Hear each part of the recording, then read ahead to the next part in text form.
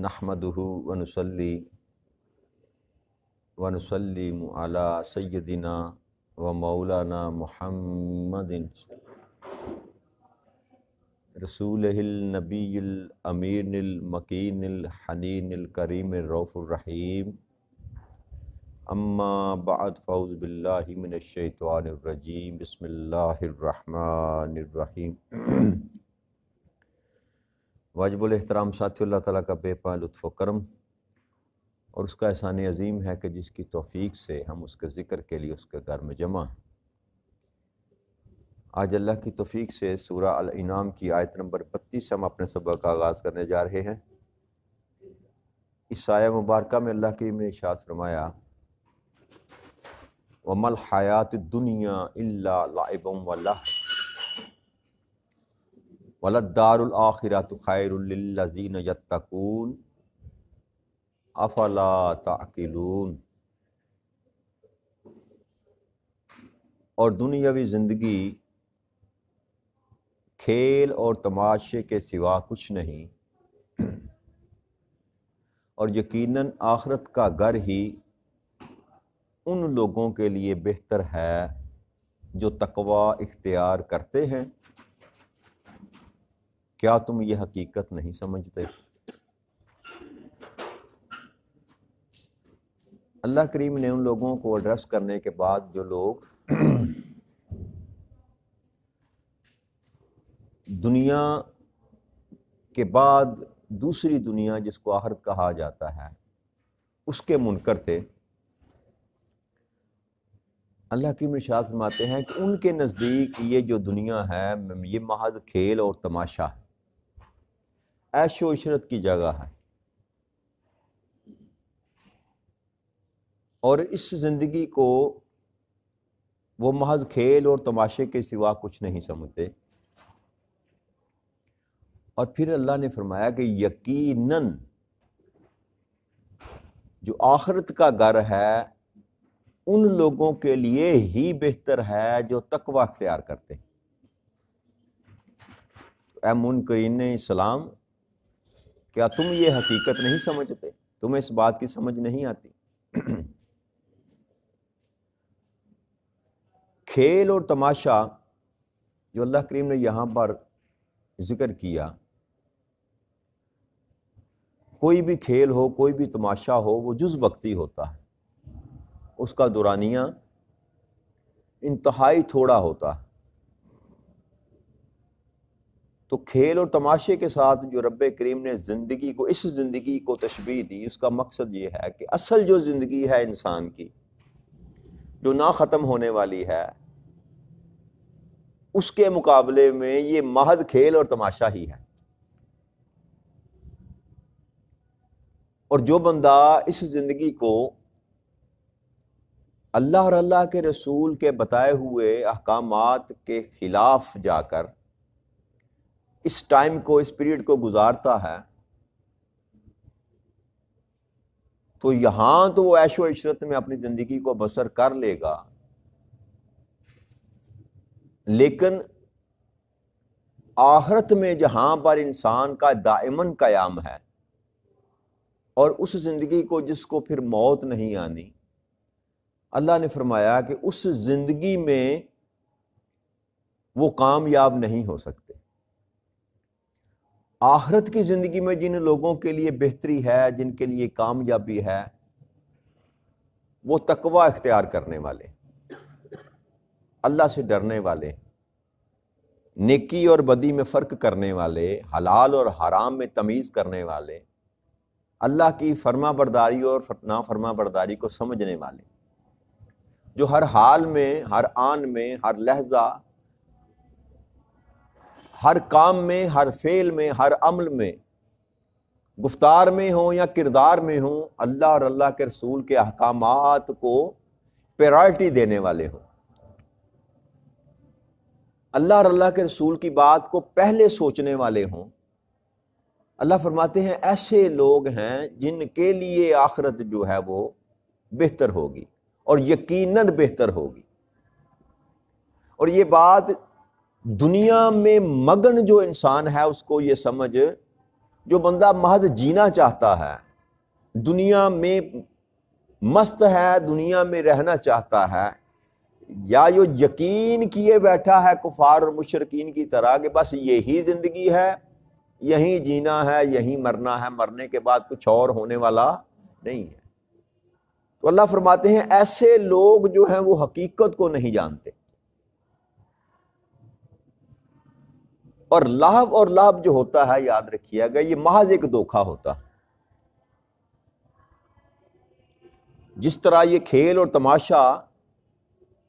یہ انسان کے لیے ایک فریب اور دھوکے کے سوا کچھ نہیں، اسی طرح اس زمانے میں اللہ اور اللہ کے رسول کے احکامات کو چھوڑ کر زندگی بسر کرنا یہ بھی محض دھوکہ اور فریب کے سوا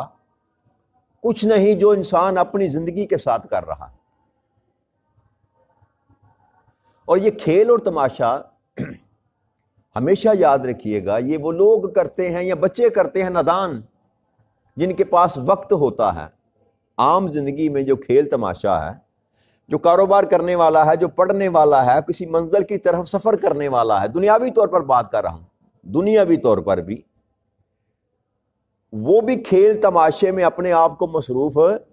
نہیں کرتا۔ جس نے دنیا میں کوئی منزل حاصل کرنی ہو وہ اپنی منزل کی جستجو کے لیے، اس منزل کو حاصل کرنے کے لیے اس کے لیے تگ و دو کرتا ہے، وہ کھیل تماشوں میں مشغول نہیں ہوتا۔ آپ اپنی زندگی میں مشاہدہ کر کے دیکھ لیں، آپ کی ایج فیلو، آپ کے کلاس فیلو، آپ کے ساتھ پڑھنے والے، آپ کے ساتھ بیٹھنے والے، ان میں بھی دو طرح کے لوگ پائے جائیں گے۔ ایک وہ لوگ جو پڑھنا چاہتے ہیں، پڑھ کے کچھ بننا چاہتے ہیں، کوئی منزل حاصل کرنا چاہتے ہیں، ان کے پاس یہ وقت نہیں ہوتا کہ وہ کھیل کے میدانوں میں جائیں، جا کر کھیلیں، اور جو کچھ حاصل کرنا چاہتے ہیں وہ محض اپنی کتاب کے ساتھ محبت کریں گے، اپنے علم کے ساتھ محبت کریں گے، اپنی منزل کے ساتھ محبت کریں گے۔ ان کا ٹارگٹ وہ منصب ہوگا جو وہ حاصل کرنا چاہتے ہیں، وہ منزل ہوگی جو وہ حاصل کرنا چاہتے ہیں، پھر وہ دائیں اور بائیں نہیں دیکھتے، ان کے پاس یہ کھیل تماشا کرنے کا وقت نہیں ہوتا۔ تو یا کھیل تماشا کرتے ہیں نادان لوگ جن کے پاس عقل نہیں ہوتی، جن کو اللہ فرما رہے ہیں کہ تمہیں حقیقت کا پتہ نہیں، جو گمراہ ہو، جن کو اپنے رستے کا پتہ نہ ہو، یا تو وہ کھیل تماشے میں اپنی زندگی کو بسر کریں گے، جن کا کوئی منصب نہ ہو، ذہن میں کوئی تخیل نہ ہو، کوئی سوچ نہ ہو، کوئی فکر نہ ہو، کسی منزل کا تعین نہ کیا ہو، وہ لوگ کھیل تماشے میں زندگی بسر کریں گے۔ آپ دیکھتے ہیں بازار میں لوگ بیٹھے ہوئے ہیں، شطرنج کھیل رہے ہیں، کیرم کھیل رہے ہیں، وہ کون لوگ ہیں؟ وہ لوگ ہیں جن کی زندگی کا کوئی مقصد نظر نہیں آتا، اور جو دنیا میں کامیاب گنے جاتے ہیں، آخرت کی بات تو بعد میں کرتے ہیں نا، جو دنیا میں کامیاب گنے جاتے ہیں یہ وہ لوگ ہیں جو انتھک محنت کرتے ہیں، چاہے دنیا کے لیے ہی کرتے ہیں۔ تو جو انتھک محنت دنیا کے لیے کرتا ہے وہ دنیا میں کامیاب ہو جاتا ہے، اور جو دنیا میں بھی محض کھیل تماشے میں اپنے آپ کو مبتلا کر لے وہ دنیا میں بھی کوئی کامیابی حاصل نہیں کر سکتا۔ کام کرنے والے، منزل کا تعین کر کے اپنے سفر کو کرنے والے، وہ ایک ایک لمحے کو جو ہے وہ اس طریقے سے مینیج کر کے گزارتے ہیں کہ کوئی لمحہ بھی ضائع نہ ہو۔ راتوں کو جاگ کر پڑھنے والے، ہمیشہ یاد رکھیے گا جتنے کامیاب ترین لوگ ہیں دنیا میں وہ محنت کیے بغیر، آپ ان کی زندگیوں کو پڑھ کر دیکھ لیں، ان کے پاس کھیلنے کے لیے وقت نہیں ہوتا۔ وہ آپ کو بازاروں میں، چوکوں میں، چراہوں میں، کھیل کے میدانوں میں نظر نہیں آئیں گے۔ ان کی جو لگن ہے وہ اس طرف ہی ہوگی جس طرف انہوں نے اپنی منزل سجا رکھی ہے، بنا رکھی۔ تو اگر دنیا میں کامیابی کے لیے انسان کا یکسو ہونا ضروری ہے اور کھیل اور تماشوں سے بچنا ضروری ہے، تو کیا آخرت میں کامیابی کے لیے انسان کو یکسوئی نہیں چاہیے؟ کہ یہ جس کو اللہ کریم کھیل تماشا کہہ رہا ہے کہ یہ دنیا جس طرح تو اللہ اور اللہ کے رسول کے احکامات کو چھوڑ کر اگر بسر کرتا ہے زندگی، تو وہ ایسے ہی ہے جیسے دنیا دار کھیل اور تماشا کر رہا۔ تو جو کھیل اور تماشے میں پڑ گیا، جس نے اس زندگی کو زندگی سمجھ کر عیش و عشرت میں بسر کرنے کا سامان پیدا کرنے کی ہی تگ و دو میں زندگی بسر کر دی، اللہ کریم فرماتے ہیں وہ آخرت کی زندگی میں کامیاب نہیں ہو سکتا۔ آخرت کی زندگی اس کے لیے بہتر نہیں ہو سکتی۔ آخر کی زندگی اس کے لیے بہتر ہوگی جو اللہ اور اللہ کے رسول کے احکامات کے مطابق زندگی بسر کرے۔ آقا کریم صلی اللہ علیہ وآلہ وسلم نے ارشاد فرمایا، حضرت مستورد بن شداد ہیں رضی اللہ تعالیٰ، یہ صحابی ہیں، وہ فرماتے ہیں کہ نبی اکرم صلی اللہ علیہ وآلہ وسلم ایک جماعت کے ساتھ کسی یہیں سے گزر رہے تھے، تو اچانک آپ کا وہاں سے گزر ہوا جہاں ایک بکری کا بچہ مردہ پڑا ہوا تھا، چھوٹا بچہ بکری کا، کسی کا مر گیا تو اس نے پکڑ کر ایک سائڈ پہ رستے پہ پھینک دیا۔ تو آقا کریم صلی اللہ علیہ وسلم نے اپنی جماعت سے یہ فرمایا کہ تمہارا کیا حال ہے؟ جب اس کے مالکوں نے اس کو پھینکا ہوگا تو یہ ان کے نزدیک بے وقت ہوگا۔ تو صحابہ نے کہا یا رسول اللہ صلی اللہ علیہ وآلہ وسلم، یہ بے وقت ہونے کی وجہ سے ہی تو اس کو پھینکا گیا ہے۔ اگر بکری کا بچہ زندہ ہوتا تو کوئی اس کو پھینکتا؟ جب ان کے ہاں اس کی کوئی وقت نہ بچی تو انہوں نے اٹھا کر اس کو پھینک دیا۔ تو آپ نے فرمایا اس ذات کی قسم جس کے قبضہ قدرت میں میری جان ہے، جس قدر یہ بکری کا مردہ بچہ جو ہے اپنے مالکوں کے نزدیک بے وقت ہے، اللہ عز و جل کے نزدیک دنیا اس سے بھی زیادہ بے وقت ہے۔ اللہ کے ہاں اس دنیا کی وقت اس مرے ہوئے بکری کے بچے کے برابر بھی نہیں ہے۔ یہ اللہ کے ہاں دنیا کا مقام، جس دنیا کے پیچھے ہم باغے باغے جاتے ہیں، جس دنیا کو بہتر کرنے کے لیے، جس دنیا کو بنانے کے لیے، جس دنیا کو سجانے کے لیے دن رات ہم مرے جا رہے ہیں۔ آقا نے فرمایا اس مردہ بکری کے بچے کے سے بھی کم اللہ کے ہاں اس کی وقت ہے۔ پھر حضرت سلیمان فارسی رضی اللہ تعالیٰ عنہ بیان کرتے ہیں کہ آقا کریم صلی اللہ علیہ وسلم نے فرمایا کہ دنیا مومن کا قید خانہ ہے اور کافر کے لیے جنت ہے۔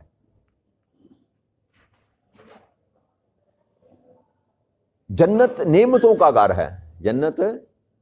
نعمتوں کا گھر ہے، جہاں پر انسان کی ساری خواہشیں پوری ہوگی اس کو جنت کہتے ہیں۔ انسان جو طلب کرے اس کو مل جائے گا، انسان جو خیال کرے گا اس کو مل جائے گا، اس مقام کو جنت کہتے ہیں۔ تو آقا نے فرمایا یہ دنیا جو ہے یہ مومن کے لیے قید خانہ ہے، جیسے کسی کو سزا کے لیے ڈال دیا جائے۔ ایمان والا اس دنیا میں مطمئن نہیں ہوتا، وہ ایسے ہی اضطراب میں رہتا ہے جیسے کوئی بندہ قید خانے میں ہوتا کہ کب میری رہائی ممکن ہو اور کب میری یہاں سے جان چھوٹے اور اپنے وطن کو واپس، اپنے گھر کو واپس پلٹ جاؤں۔ اور کافر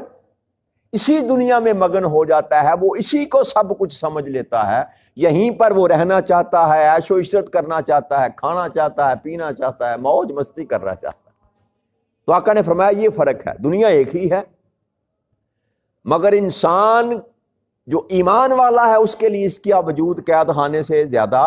نہیں ہے، اور جو کافر ہے وہ اسی کو جنت سمجھے بیٹھا۔ اب اپنا اور آپ موازنہ کر لے کہ ہم کس مقام پر کھڑے ہیں۔ کیا ہم نے اس دنیا کو قید خانہ سمجھ رکھا ہے یا جنت؟ یہ جو لمبی پلاننگ ہم کرتے ہیں نا زندگیوں کی، بڑی لمبی پلاننگ، مستقبل بعید کی جو سوچیں ہم سوچتے ہیں، یہ وہی سوچ سکتا ہے جس نے یہ سوچ لیا ہو کہ میں نے اس دنیا کو چھوڑ کر جانا۔ ایک حد تک دنیا کمانی جائز ہے، ایک حد تک دنیا کے لیے بنانا جائز ہے، کیونکہ زندگی گزارنی ہے نا جی۔ آقا کریم صلی اللہ علیہ وآلہ وسلم نے یہاں پر زندگی زمین پر گزار کر دکھائی۔ آپ نے کاروبار کیا، آپ تجارت کرتے تھے، لیکن ایک حد تک، جب ایک حد سے زیادہ کراس کر جائے زندگی کا جو ہے نا گزارا کرنا، اچھے طریقے سے گزارا کرنا، یہ شریعت میں جائز ہے۔ زیادہ تمنائیں لے کر دنیا کے لیے باغ دوڑ کرنا، اس سے رب کریم منع فرما رہا۔ یہ نہیں فرمایا کہ بس یہ دنیا ہے ہی لا و لب، نہ،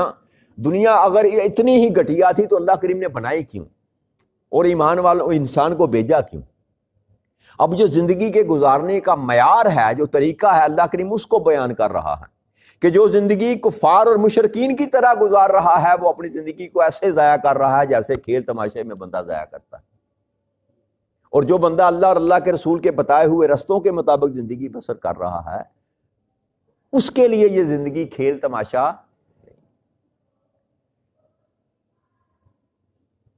آقا کریم صلی اللہ علیہ وسلم نے ایک اور جگہ پر ارشاد فرمایا کہ یہ جو زندگی ہے، یہ دنیا، یہ ملعونہ ہے،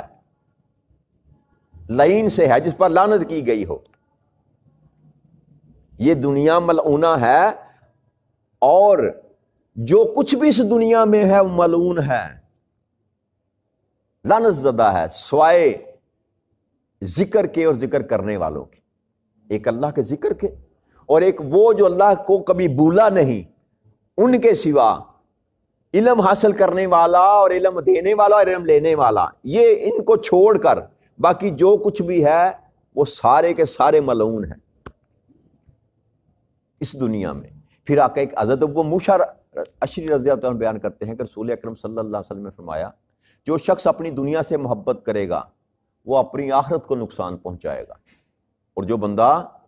اپنی آخرت سے محبت کرے گا وہ اپنی دنیا کو نقصان پہنچائے گا۔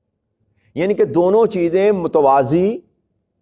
یہ نہیں ہو سکتا کہ دنیا بھی بہتر ہو جائے اور آخرت بھی بہتر ہو جائے۔ اگر دنیا کے لیے آپ تگودو زیادہ کریں گے تو خیر صاف ظاہر ہے دنیا بہتر ہوگی، آخرت کے لیے آپ کے پاس وقت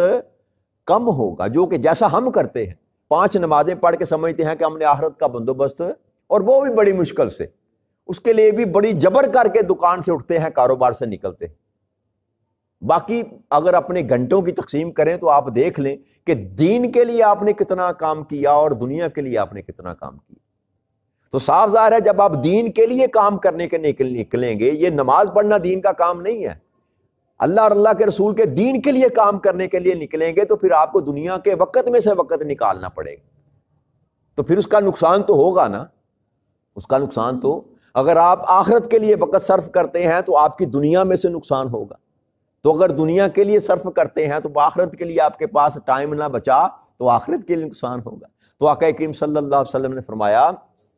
کہ سو تم باقی رہنے والی چیز کو فانی والی چیز پر فوقیت دو، ترجیح دو۔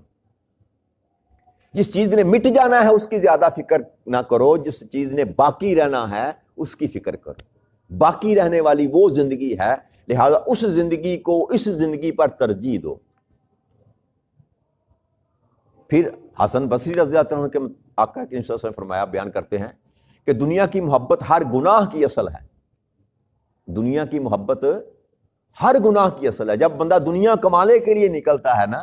یہ جو چور بازاری آپ کو نظر آتی ہے نا معاشرے میں، ہر جائز نجائز طریقے سے بندہ مال کمانا چاہتا ہے، ملاوٹ کر رہا ہے، رشوت کر رہا ہے، ظلم کر رہا ہے، جبر کر رہا ہے، ناحق مال لوگوں کا کھا رہا ہے۔ آپ کے اس اسلامی جمہوریہ پاکستان میں کوئی ایک چیز ایسی نہیں ہے جو آپ کو خالص مل جائے۔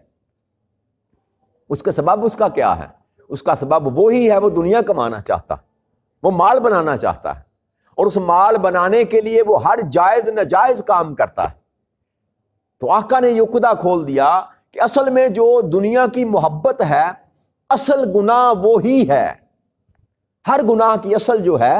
وہ محبت ہے، جو دنیا کی، جو آپ کے پیچھے کار فرما ہے۔ جو بندہ دنیا کی محبت میں گرفتار ہو گیا، دنیا بنانے کے چکروں میں ہی پڑ گیا، وہ سمجھ لے کہ پھر وہ کبھی اس گناہ سے بچ نہیں سکتا۔ اور اس میں ایک اٹ سیلف جو ہے نا، یہ محبت جو ہے دنیا کی محبت، یہ بڑھتی ہی چلی جاتی ہے، یہ مانگتا ہی رہتا ہے، لیا حل من یزید، جیسے جہنم کہتی ہے حل من یزید، اور لاؤ، اسی طرح دنیا کی محبت بھی یہی طلب کرتی رہتی ہے۔ جو لاکھوں میں کھیلتا ہے وہ کروڑوں کی فکر میں پڑا ہے، جو کروڑوں میں کھیلتا ہے وہ اربوں کی فکر میں پڑا ہے، جو اربوں میں کھیلتا ہے وہ خربوں کی فکر میں پڑا ہے۔ کسی کا فل سٹاپ نہیں لگتا، کوئی ایک ایسا نہیں آپ کو ملے گا جو کہے گا یار الحمدللہ میں مطمئن ہوں، یہاں بس اتنا کافی ہے یار، میری زندگی گزارنے کے لیے میرے لیے اتنا کافی ہے، چلو یار میں باقی وقت جو ہے اللہ اور اللہ کے رسول کے دین کو دے دوں۔ تو یہ اس بات کی فکر کرنی چاہیے جو اللہ کریم فرما رہے ہیں کہ جو بندے دنیا کی ہی زندگی میں مگن ہو گئے، میرے دوستوں میرے بھائیوں، وہ یہ جان لیں کہ ان کے لیے آخرت میں کوئی بہتری کا سامان نہیں ہے۔ آخرت میں بہتری کا سامان ان کے لیے ہے جو اس دنیا کے کھیل تماشے سے بچ گئے،